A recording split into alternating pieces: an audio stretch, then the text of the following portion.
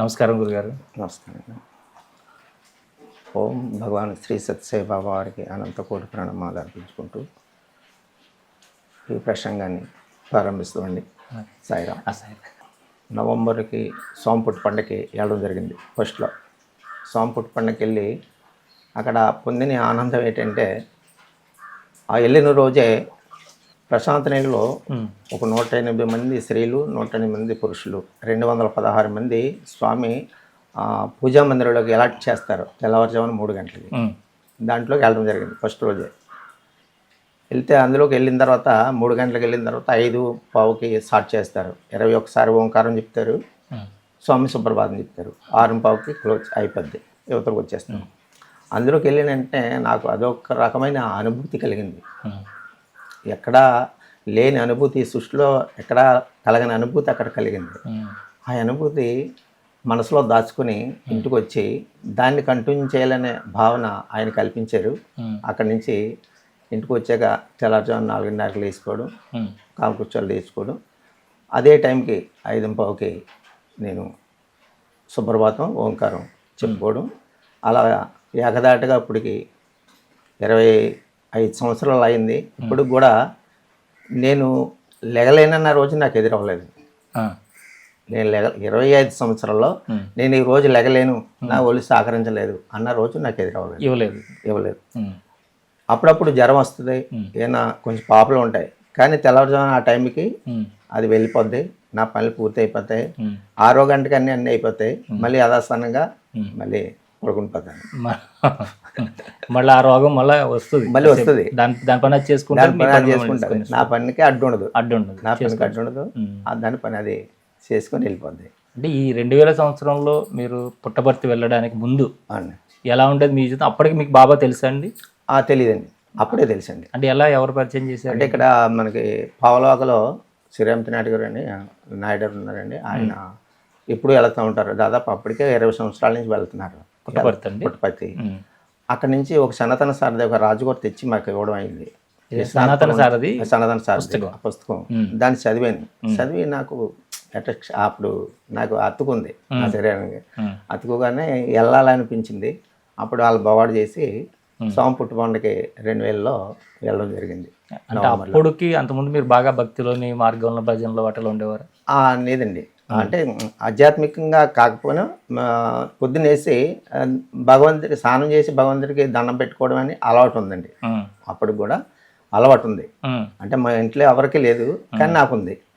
ఉదయం లేచిన వెంటనే స్నానం చేయడం, భగవంతుడికి ఒక పువ్వు పెట్టడం, ఒక అగరత్తి పుల్ల వేయించడం, దండం పెట్టుకోవడం, నా పనులు నేను చేసుకోవడం, వ్యవసాయం పని. ఆ రోజుల్లో ఇట్లా పొద్దున్న లేవడం, దండం పెట్టుకోవడం, పూజ చేయడం ఇవన్నీ అంటే అమ్మ వీడేడో భక్తుడు అయిపోతాడేమో, వేరే మార్గంలోకి వెళ్ళిపోతాడేమో అని మీకు పిల్లని ఇవ్వడానికి కూడా భయపడలేదు అప్పుడు? లేదు, వివాహం అయిన తర్వాతే జరిగింది. అయ్యాక 1984లో 1984లో మార్చి నెల ఏప్రిల్ 18వ తారీఖుని వివాహం అయిందండి. 19వ తారీఖుని హఠాత్తుగా నాకు ఎందుకు అనిపించిందో తెలియదు, కానీ ఉదయం లేచిన వెంటనే స్నానం చేయాలనిపించింది. పెళ్ళైన తర్వాత మరుసటి రోజు నుంచే స్నానం చేయాలనిపించింది. స్నానం చేసాను.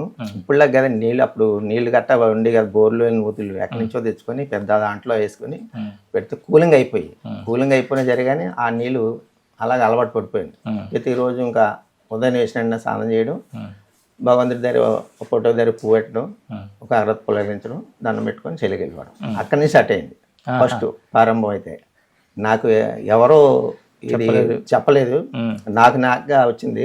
కానీ ఆ రోజు అలా అనిపించింది. అక్కడి నుంచి స్టార్ట్ అనమాట. నాకు వివాహం అయిన తర్వాత అంటే ఈ రోజు నుంచి కొత్త జీవితం మొదలైంది అన్నట్టుగా అక్కడి నుంచి కంటిన్యూ చేశాను అనమాట.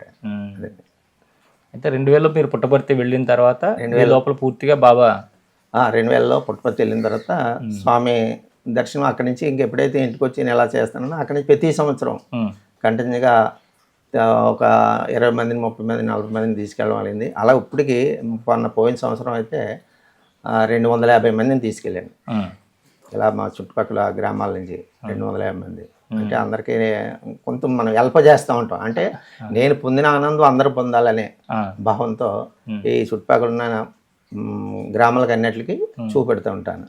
ఎందుకంటే నా ఆనందం నాతోటే పోకూడదు, అందరికీ పంచాలా అనే భావం. అయితే ఇంకోటండి, ఆయన దగ్గరికి వెళ్ళిన దగ్గర నేను నేర్చుకోవాల్సింది ఏంటంటే, ఆయన ఒక విషయం చెప్పారు. 2000లోనే సభాముఖంగా చెప్పారు. ఉమ్, ఎలా అంటే మానవుడు కిందకి వెళ్ళిపోవడానికి పైకి వెళ్ళిపోవడానికి ఒక కారణం చెప్పారు. ఉమ్, అది ఎలా వ్యత్యాసం చెప్పారంటే కౌరవులకి పాండవులకి వ్యత్యాసం చెప్పారనమాట. కౌరవులు ఉదయం లేచి చేసే పని, పాండవులు ఉదయం లేచేసే చేసే పని. ఉమ్, ఈ రెండేళ్ళకి వ్యత్యాసం అంటే పాండవులు ఉదయం లేచిన వెంటనే భగవంతుడిని నమస్కారం పెట్టుకొని భగవంతుడా సర్వంతర్యామి నీ వల్ల మేము బాగా నేసాం అని చెప్పేసి దండం పెట్టుకొని ఉమ్, అక్కడి నుంచి వాళ్ళు ప్రజల యోగక్షేమాలు చూసారంట. అప్పుడు లాస్ట్లో వాళ్ళు క్షేమాలు చూసుకుంటారట. ఉమ్, కానీ కౌరవులు చేసే పని ఏంటంటే ఉదయం లేచిన వెంటనే వాళ్ళు వాళ్ళ గురించి వాళ్ళు చూసుకుంటారట. ఉమ్, రెండోది ప్రజల యోగక్షేమాలు చూసారంట. మూడోది లాస్ట్లో భగవంతుడికి దండం పెట్టుకుంటారు. ఎందుకంటే భగవంతుడు ఎక్కడికి పోడు కదా, అక్కడే ఉంటాడు కదా ఉమ్, అని పెట్టుకుంటారంట. ఉమ్, అంచేత వీళ్ళకి వాళ్ళకి వ్యతిరేకం.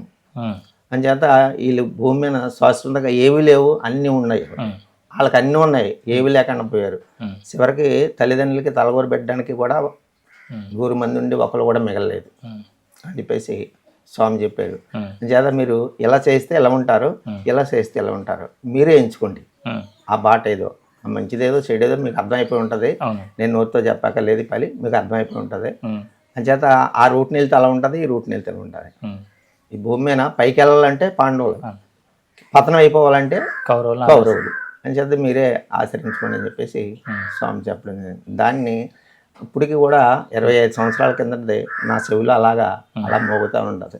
అంచేత దాన్ని ఆచరించి నేను ఉదయం చేసే పని ముందు భగవంతుడే, ఆ, తర్వాత ప్రజల గురించి ఆలోచిస్తాను, అందరూ బాగు గురించి, ఉమ్, ఆ తర్వాత నా గురించి నేను ఆలోచించుకుంటాను. ఉమ్.